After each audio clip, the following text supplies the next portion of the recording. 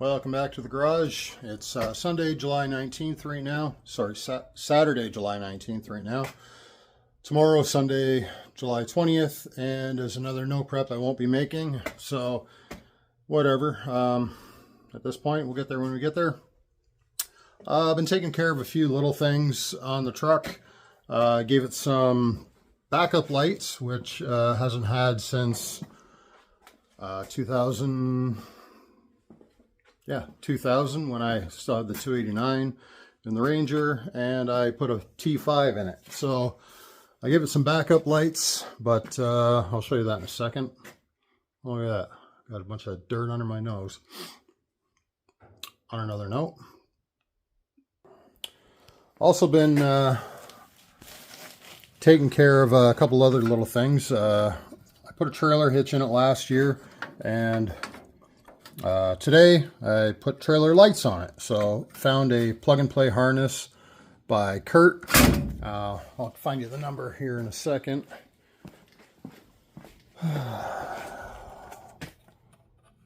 So looks like 553104 is the plug-and-play harness. It's mostly plug-and-play. I had to trim one of the tabs off, but I got lights. Also, I've got something else here. Let me get my keys. I thought they were in there. We're not in there. Well, we'll turn that on. And now I've also got a backup cam there. So reverse lights, which haven't been in here in 20 some years. Trailer hitch and trailer light wiring, so that's good to have. And since I can't go anywhere right now, I gave it a hand polish, a clay bar and a hand polish, and it can't go anywhere, but at least it looks good doing it. So I think I'm going to give it another rub over. There's a couple spots in here still from having stuff laying on the hood and you know, just general machining and fabricating stuff that makes paint not happy. So you can see some little bit of rub and stuff there. The tailgate and the roll pan are left to do. I haven't done that, but even after painting this 9 years ago, it still shines up pretty good, and I haven't given it an easy life. Shiny paint is stressful. So now we'll get on to the tune situation. The tuner has sent me a few files. We've tried them, and I mean, it fires up and runs, but it is still not happy. Trying to figure that out. Making a F-150 engine run like a Mustang engine is apparently a little more difficult than what people think. It can be done, and I guess nobody wants to share any information like I've been finding this whole time. But the tuner has sent me a few revisions back and forth. We're working on it. Right now it runs kind of lean and very erratic up and down with the idle. Throttle response is very terrible right now.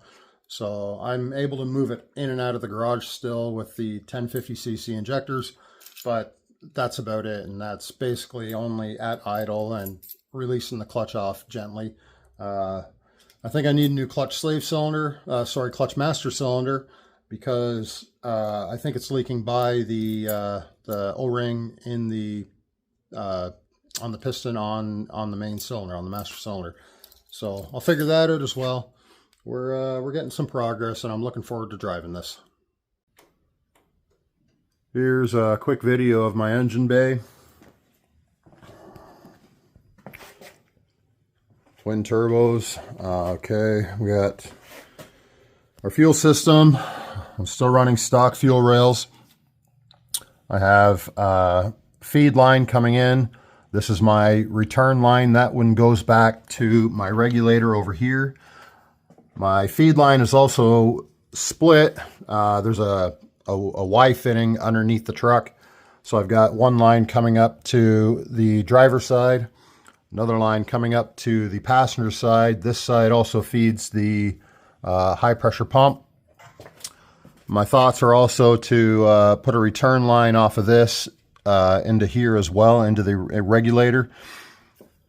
I don't know if it's necessary or not, because I've got a -8 return coming from over here in, and there's not a whole lot of crossover tube inside the on the stock fuel rails. But I'm feeding both sides. Whether it's a good idea or not, you tell me. Other side, there's the engine bay. Intercooler in front. Radiator in the rear.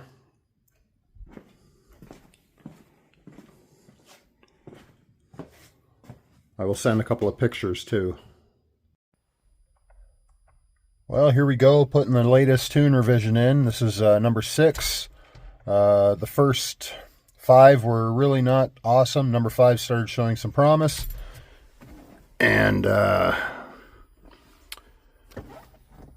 we're about to start here with number 6. So we'll close up. This is HP Tuners, as you can see. I'm going to open a log file here. VCM scanner. Okay. We'll connect to vehicle. We're going to start scanning right away. I've really got no idea what's going to happen with this. It might be awesome, might be a bust. So let's find out.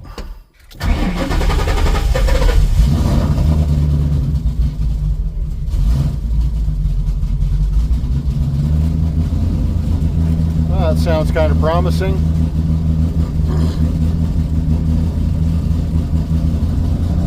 Fuel trims are coming in.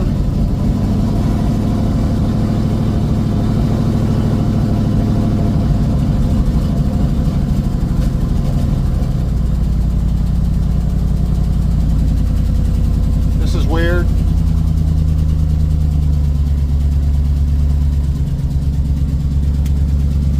Try and get this thing out of the garage.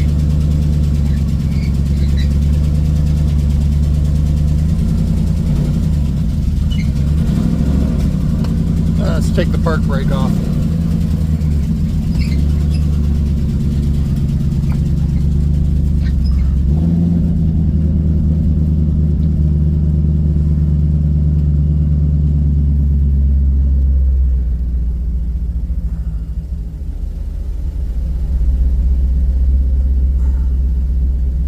We got 55 pounds of oil pressure there, 65. That jumps around. That's kind of a variable oil pump thing with a solenoid. Fuel pressure 55.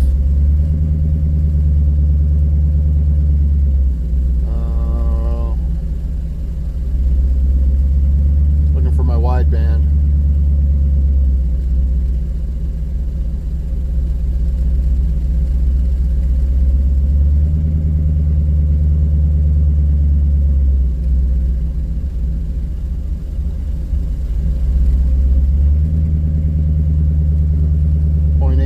Lambda, which is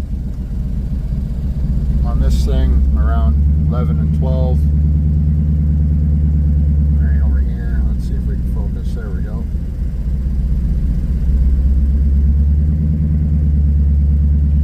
Essentially just getting a log right now, send back to the tuner and see where we go from there.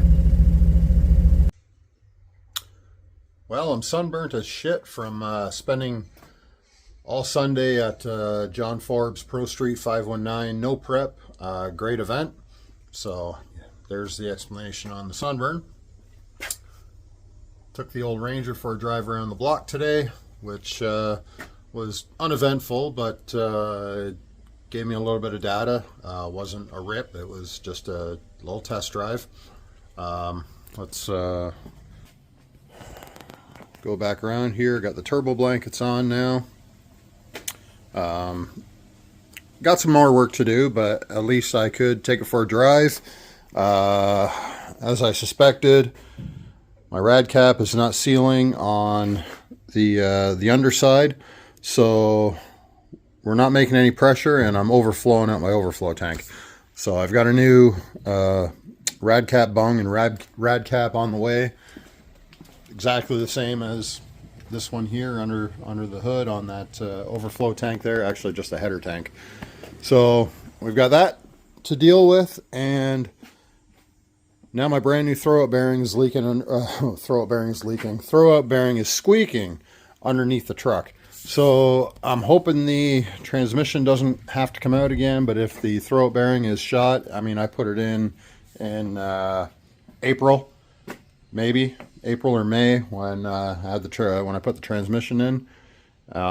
So I'm going to figure that out, and I guess worst case scenario or best case scenario is that it is the throwout bearing and not an input bearing. So there's that.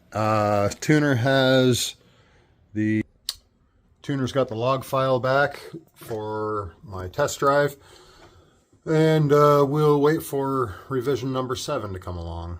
So until that, I got to work afternoons this week and next, which sucks, but whatever. We'll figure that out as we go. That is the fuel rail pressure sensor. It is a 10x1 thread pitch, 4-prong. That actually doesn't seal on that O-ring. I put that O-ring in. It didn't have it in the fuel rail. It actually, come on, focus.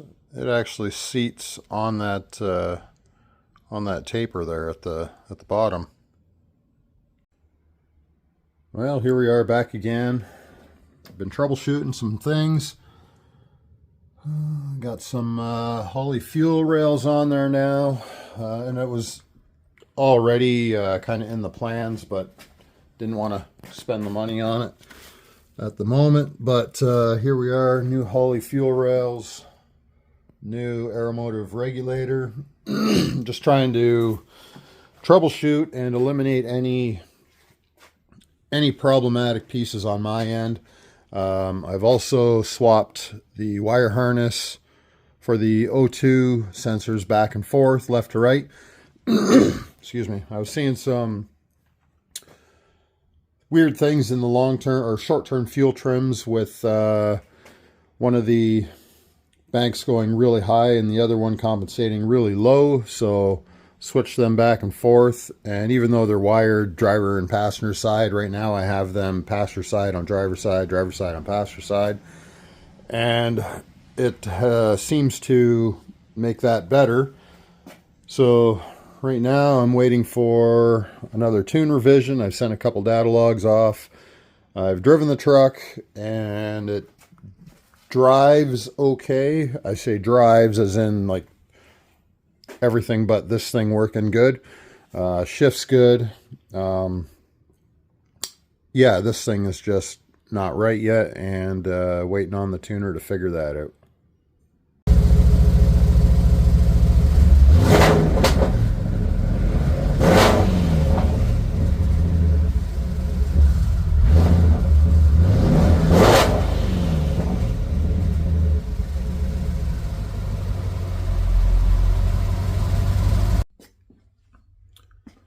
At this point, I don't even know where I left off in the last frame here. So I think I was showing you the fuel rails and regulator. It's been a couple of weeks since I took a little video here.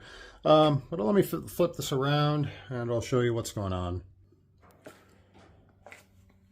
So I've taken this thing for a couple of good rips, data logs back and forth. The new fuel system or the new rails and new regulator have definitely sorted out a whole bunch of problems, and I'm at about 6 pounds of boost. Tuner says 93 octane is good for about 7 pounds of boost, maybe a little bit more on water meth. I've got that controller I still got to hook up, and there's a solenoid here that hooks up to that as well. 7 psi he says is safe. He says people have cheated it up to 10, but not real safely. So I'm going to get some octane booster. Working really good with the rad and back. Fan needs to stay on though. I did get it up to 230 degrees. Let's see if I still got my keys in here. No, haven't got the keys in there. But lots of little updates here. So on the next video, I think I'll bring you guys along for a test drive with this thing. Tuners told me to go hit 7,000 RPM on a couple of short runs, and that was on the revision before the one today. So working way better. Lambda is around 0.78, which is 11.5 AFR roughly. So that's getting sorted. A little bit of knock is picking up, and the knock sensor is picking that up and bringing back timing a little bit, but it's a handful. I mean, it was a handful before with the 4.6 and twin turbos, but this thing is really going to be a blast. When you boost a 12-to-1 compression engine with variable cam timing and direct injection and port injection, good things happen. So on that note, figure it out your own way.